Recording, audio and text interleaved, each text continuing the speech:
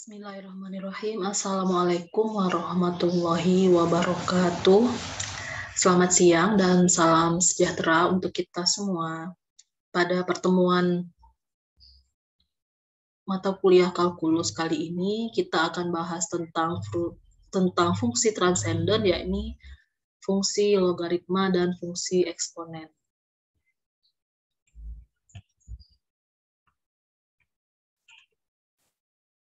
Pokok bahasan yang akan dibahas pada materi kali ini adalah logaritma dan fungsi eksponen. Tujuannya mengetahui bentuk fungsi transenden dalam kalkulus,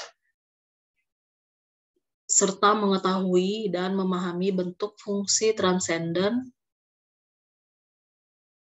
yaitu logaritma dan fungsi eksponen, serta dalam perhitungannya. Kita ingat kembali bahwa fungsi transenden adalah fungsi yang tidak dapat dinyatakan sebagai sejumlah berhingga operasi aljabar atas fungsi konstan Y sama dengan K dan fungsi kesatuan Y sama dengan X. Sampai saat ini, fungsi transenden yang telah kita kenal adalah fungsi trigonometri yang terdiri dari fungsi sinus, kosinus, tangen, kotangen, sekan, dan kosekan.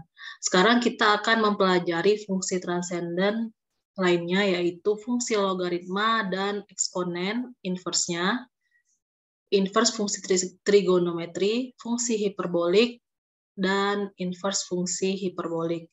Fungsi yang pertama kali diperkenalkan adalah logaritma natural yang dinyatakan sebagai bentuk integral. Dengan cara pendekatan seperti ini, sifat keterdiferensialannya dapat dibuktikan secara langsung berdasarkan teorema dasar kalkulus.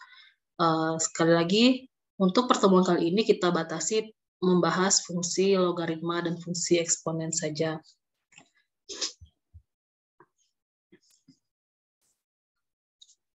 Baik, logaritma. Sifat 1 ke 1 yang mengakibatkan fungsi fx sama dengan a pangkat x untuk a lebih dari 0 dan a tidak sama dengan 1 mempunyai inverse yang dinamakan fungsi logaritma dengan bilangan dasar a dan ditulis y sama dengan f min 1 x sama dengan a log x. Berdasarkan sifat inverse y sama dengan f min 1 x, di mana X sama dengan FY, diperoleh definisi logaritma berikut. Y sama dengan A log X, di mana X sama dengan A pangkat Y, dengan A lebih dari 0, A tidak sama dengan 1. Sesuai dengan daerah asal dan daerah eksponen, untuk Y sama dengan A log X, berlaku kondisi A lebih dari 0 dan Y tidak sama dengan R, atau Y bukan bilangan real, karena grafik fungsi dan inversnya simetri terhadap garis Y sama dengan X. Maka grafik fungsi logaritma diperoleh dengan mencerminkan kurva fx sama dengan ax terhadap garis yx.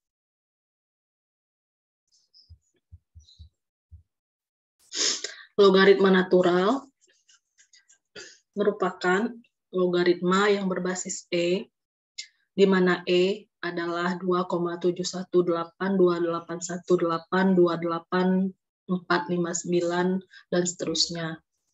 Logaritma natural terdefinisikan untuk semua bilangan real positif X dan dapat juga didefinisikan untuk bilangan kompleks yang bukan 0.